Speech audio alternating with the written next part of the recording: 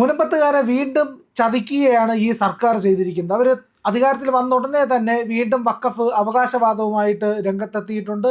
ആ 404 ഏക്കർ ഭൂമിയും വഖഫിൻ്റേതാണെന്നാണ് അവർ പറയുന്നത്.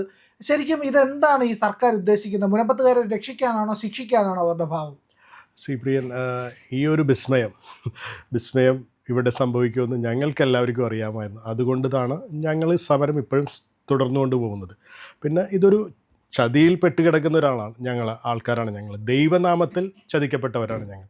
വീണ്ടും ആ ചതി വീണ്ടും ശക്തമായിട്ട് തിരിച്ചു വരാൻ പോകുന്നതിൻ്റെ ഒരു ചെറിയൊരു സൂചനയാണ് ഇന്ന് രാവിലെ വഖഫ് ബോർഡിൻ്റെ ഒരു ഇമ്പോർട്ടൻറ്റ് മീറ്റിംഗ് തലസ്ഥാനത്ത് നടക്കുകയും അവിടെ വഖഫ് ബോർഡ് വീണ്ടും പഴയ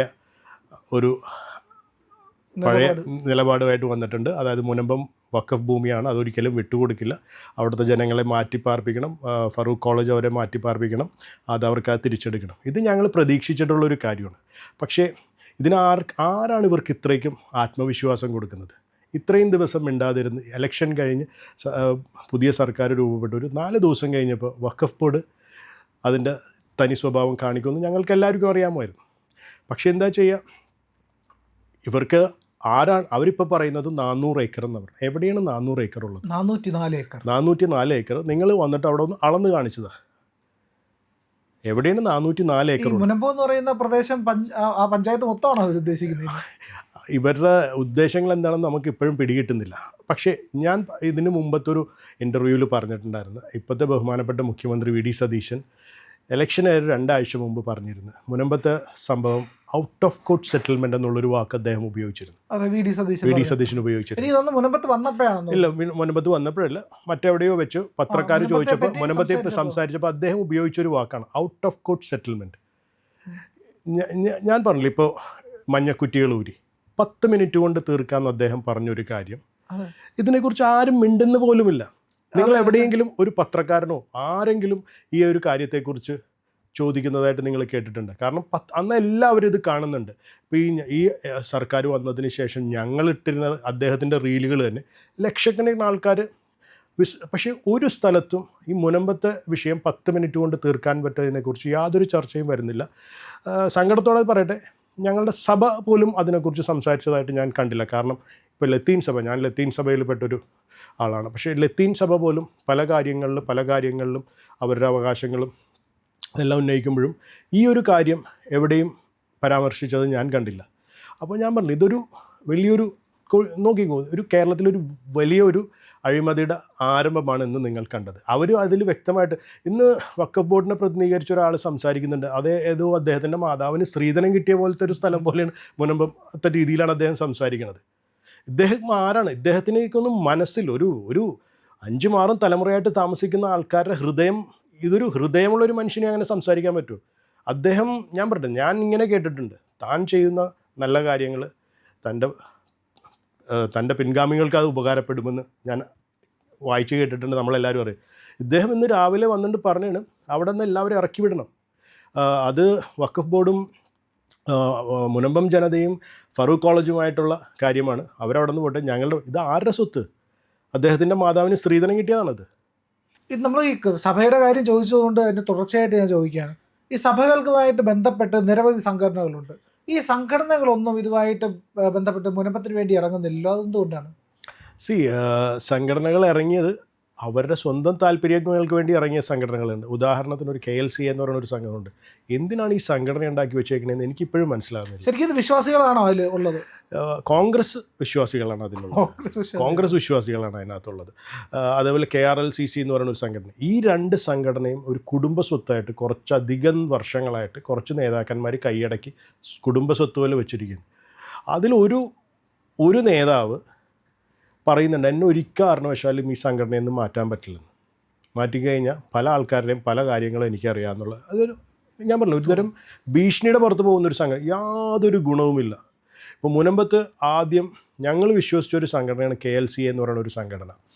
ഈ സംഘടന മുനമ്പത്ത് വന്നതിന് ശേഷം ആണ് ആദ്യമായി ഞങ്ങൾ വഞ്ചി സ്ക്വയറിലൊരു സമരത്തിന് ഇറങ്ങുന്നത്. പക്ഷേ എന്തായിരുന്നത്? അത് ഹൈബീഡൻ പറഞ്ഞിട്ട് ഹൈബീഡൻ്റെ നേതൃത്വത്തിൽ ഹൈബീഡനെ പ്രൊജക്റ്റ് ചെയ്യാൻ വേണ്ടി ഉണ്ടാക്കിയ ഒരു നാടകത്തിൻ്റെ ഫലമായിരുന്നു KLCA എന്ന് പറഞ്ഞത്. അതിനുശേഷം എന്തുകൊണ്ട് ഈ KLCയും KRLCCക്കും മുനമ്പത്ത് കാലുകുത്താൻ പറ്റുന്നില്ല? കാരണം ജനങ്ങളവരെ മനസ്സിലാക്കിയത് കൊണ്ടാണ്. സ്റ്റേജിൽ നിന്ന് ഇറങ്ങി ഓടേണ്ട ഗതികേടിലേക്ക് വരെയും വന്ന് ജനങ്ങൾ കൂടിയപ്പോൾ ഞാൻ പറഞ്ഞില്ല, അവരൊരു കോൺഗ്രസ് അടിമ സംഘടനകളാണ്. അതിനുള്ള ഏറ്റവും വലിയൊരു ഉത്തമ ഉദാഹരണമാണ് ഒരു നേതാവിൻ്റെ ഭാര്യ കോൺഗ്രസ് സ്ഥാനാർത്ഥിക്ക് വേണ്ടി വോട്ട് പിടിക്കാൻ സ്ഥാനാർത്ഥിയുടെ ഒപ്പം വണ്ടിയിൽ നടക്കുമ്പോൾ ഇന്ന് അതേ നേതാവ് പ്രസ്താവന ഇറക്കിയൊക്കെയാണ് കോൺഗ്രസ് ഞങ്ങളോട് അനീതി കാണിച്ചെന്നും പറഞ്ഞിട്ടുണ്ട്. അതായത് ഇവർ ആടിനെ പട്ടിയാക്കുന്ന ഒരു സ്വഭാവമുള്ള ആൾക്കാരാണ്. അപ്പം ഞാൻ ബഹുമാനപ്പെട്ട സഭാ നേതൃത്വത്തിനോട് പറയാനുള്ള, എത്രയോ കഴിവുള്ള ആൾക്കാർ, എത്രയോ വർഷമായിട്ട് എത്രയോ നല്ല ആൾക്കാരുണ്ടായിട്ട് ഈ ഒരു എന്താ പറഞ്ഞാൽ ചുക്കിനും ചുണ്ണാമ്പിനും കൊള്ളാത്ത കുറേ നേതാക്കന്മാരെയും വെച്ച് സഭയ്ക്കും ഗുണമില്ല, സമുദായത്തിനും ഗുണമില്ല. ഇവരെ പറഞ്ഞു വിട്ട് ഞാൻ പറഞ്ഞ ഈ സംഘടനയൊക്കെ ഒന്ന് പുനഃസംഘടിപ്പിക്കണമെന്നാണ് ഞാൻ പറയുന്നത്. കാരണം നാണമാകുകയാണ് ഒരു ക്രിസ്ത്യാനി, ഒരു ലത്തീൻ ക്രിസ്ത്യാനി എന്ന നിലയിൽ നാണമാകുകയാണ് ഈ വക സംഘടനകളെ കൊണ്ട്. ഞാൻ പറഞ്ഞില്ലേ, ഇപ്പോഴും ഞാനെടുത്തു ചുക്കിനും ചുണ്ണാമ്പിനും കൊള്ളാത്ത 2 സംഘടനകൾ ഞങ്ങളെ ചതിക്കാൻ വേണ്ടി മാത്രം. അവിടെ ഞങ്ങളുടെ കയ്യിലുള്ള വീഡിയോസ്, അതായത് ഇവർ സ്വയം പല സ്ഥലത്ത് ഇവരുടെ കോർ കമ്മിറ്റി എന്നും പറഞ്ഞ് കൂടിയ വീഡിയോസ് അവരുടെ ആൾക്കാർ തന്നെ ഞങ്ങൾക്ക് അയച്ചു തന്നിട്ടുണ്ട്. ആ ഒരൊറ്റ കാര്യങ്ങളും മതി ഞങ്ങൾ അതൊക്കെ എടുത്ത് പുറത്തിട്ട് കഴിഞ്ഞാൽ. കാരണം ഞങ്ങൾക്ക് ഞങ്ങളുടെ സ്ഥലത്ത് സ്വസ്ഥമായിട്ട് ജീവിക്കാൻ വേണ്ടി, ഞങ്ങൾക്ക് എൻ്റെ വീട് തിരിച്ചു കിട്ടാൻ വേണ്ടി ഞാൻ ഏത് കാര്യത്തിൽ വേണമെങ്കിലും ചെയ്തിരിക്കും. അതെ, ഏതറ്റം വരെയും പോകും. അപ്പം ഞങ്ങളെ ചതിക്കാൻ വന്ന സംഘടനകളാണ്. ഞാൻ പറഞ്ഞില്ലേ, യാതൊരു ഗുണവുമില്ല. കുറേ അച്ഛന്മാരെയും മെത്രാന്മാരെയും പ്രീതിപ്പിച്ച് നടത്തുക എന്നല്ലാതെ ഈ സംഘടനയെ കൊണ്ട് യാതൊരു ഗുണവുമില്ല. അവരെന്ത് തന്നെ എനിക്കെതിരെ പറഞ്ഞു, ഒരു ഗുണവുമില്ലാത്ത 2 സംഘടനകളാണ് ലത്തീൻ സഭയുടെ ഏറ്റവും വലിയൊരു ശാപം. ഞാൻ പറയുന്ന ബഹുമാനപ്പെട്ട സഭ മേലധ്യക്ഷന്മാർ ഈ ഒരു കാണുന്നുണ്ടെങ്കിൽ ദൈവത്തെ ഓർത്ത് പിരിച്ചുവിടും. എത്രയോ കഴിവുള്ള എത്രയോ നല്ല ആൾക്കാരുണ്ട്. ഒരു പുനഃസംഘടന നടത്തും. കാരണം ചതിയന്മാർ വരട്ടെ, യഥാർത്ഥ വിശ്വാസികൾ അതിലേക്ക് വരട്ടെ. ഇങ്ങനെ ചതിയന്മാരെ കൂട്ടിക്കൊണ്ട് നടക്കല്ലെന്ന് ഞാൻ പറയാനുള്ളൂ. കാരണം ഇവരാൽ ചതിക്കപ്പെട്ടവരാണ്. ഈ 2 സംഘടനയാലും വ്യക്തിപരമായിട്ട് പുറകിൽ നിന്നല്ല, നേരെ മുന്നിൽ നിന്ന് കുത്തിയ ആൾക്കാരാണ് ഈ KLCM KRLCC സംഘടന. അപ്പോൾ സംഘടനകളെ കൊണ്ട് മുനമ്പം ജനതയ്ക്ക് യാതൊരു ഗുണവും കിട്ടിയിട്ടില്ല. ഈ ഫറൂഖ് കോളേജിന്റെ ആണെന്നൊക്കെയാണ് ഇവർ പറയുന്നത്. ഫറൂഖ് കോളേജ് പറയുന്നത് അവരുടെ വഖഫ് അല്ല. എന്തുകൊണ്ട് ഈ ഭൂമി ഇപ്പോഴത്തെ പുതിയ രജിസ്റ്ററിൽ ഇവർക്ക് ചേർക്കാൻ പറ്റിയില്ല? ഉമ്മീദ് പോർട്ടലിൽ എന്തുകൊണ്ട് ഇത് ചേർക്കാൻ പറ്റിയില്ല?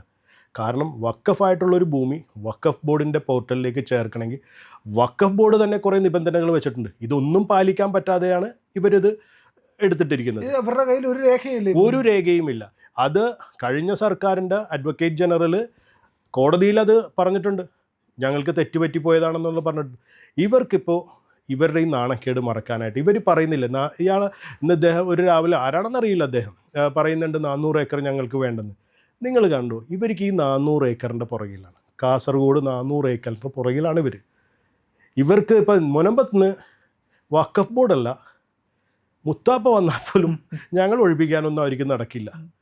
ഞങ്ങൾക്കറിയാം, ഞങ്ങൾക്ക് അതിനുള്ള കഴിവുണ്ട്. അതുകൊണ്ടാണ് ഇന്ത്യൻ പാർലമെൻറ്റിൽ വരെ ഞങ്ങൾക്കിത് എത്തിക്കാൻ പറ്റിയതും. ഞങ്ങൾക്ക് എല്ലാ സപ്പോർട്ടോടെ BJP കേന്ദ്ര സർക്കാരിൻ്റെ എല്ലാ സപ്പോർട്ടും ഞങ്ങൾക്കുണ്ട്. പക്ഷേ ഇന്നത്തെ ഇവരുടെ ഈ ഒരു പ്രസ്താവന, ആ വിസ്മയ പ്രസ്താവന ഞാൻ ആദ്യമായിട്ട് അതിന് സമർപ്പിക്കണത് ഞങ്ങളുടെ നാട്ടിലെ, ഞങ്ങളുടെ 1-ാം വാർഡിലെ ഈ കോൺഗ്രസ്സിന് വേണ്ടി നടന്ന് അവിടെ ഇവർ വരുമ്പോൾ തന്നെ ഇതെല്ലാം തീർത്ത് തരുമെന്ന് പറഞ്ഞാൽ കോൺഗ്രസ്സിലെ നല്ലവരായ വോട്ടർമാർക്ക് സമർപ്പിക്കുകയാണ്.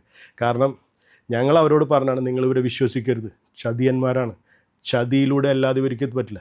കണ്ടില്ലേ ഇന്ന് രാവിലെ എന്ത് അനായാസമായിട്ടാണ് സംസാരിക്കുന്നത്. ഒരുത്തൻ്റെ വീട് അവരങ്ങനെ പോയിക്കോട്ടെ.